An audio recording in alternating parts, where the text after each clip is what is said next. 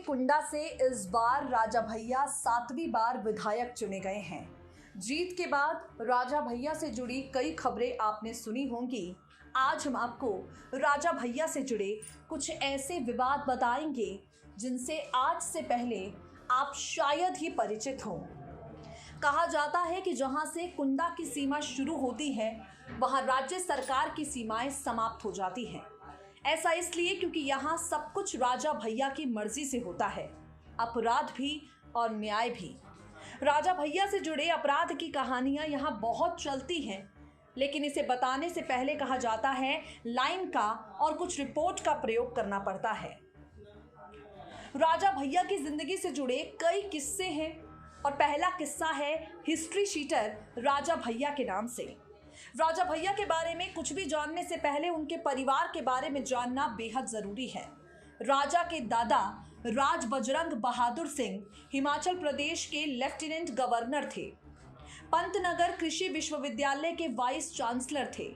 बजरंग बहादुर ने राजा के पिता उदय प्रताप सिंह को गोद लिया। मिली जानकारी की माने तो उदय प्रताप 20 सदस्यों वाले अपराधी गिरोह के सरगना थे। आजादी के बीच वो अपने समाज विरोधी विचारों के आधार पर अलग राज्य स्थापित करना चाहते थे। कुंडा थाने के रिकॉर्ड में उदय प्रताप सिंह और उनके पुत्र राजा भैया के खिलाफ धोखाधड़ी, हत्या से जुड़े दर्जनों मामले दर्ज हैं। इससे भी ज्यादा हैरान की बात यह है कि राजा भैया का नाम हिस्ट्री शीटर्स की लिस्ट में शामिल है।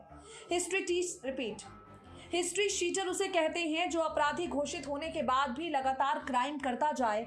यही राजा भैया की कहानी है। 1995 में कुंडा के ही मुस्लिम बहुल गांव में आग लगा दी गई थी। 20 घर जला दिए गए थे। मिली जानकारी की माने तो इस मामले पर जब एक लड़के ने विरोध किया तो उसे पूरे गांव में बांधकर खींचा गया।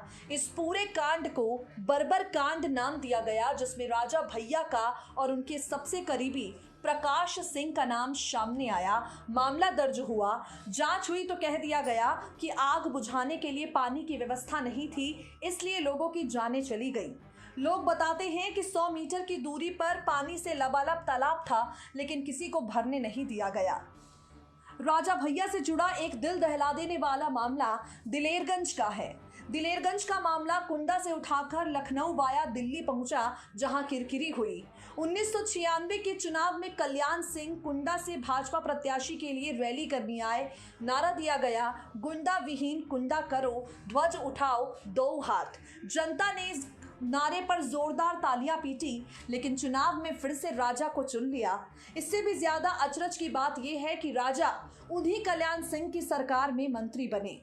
राजा भैया से जुड़े कई विवाद हैं जो अक्सर सुर्खियां बटोरते हैं, लेकिन कुंडा में इस बार भी जीत राजा भैया की हुई है। नेक्स्ट 9 न्यूज़ नेशन की रिपोर्ट।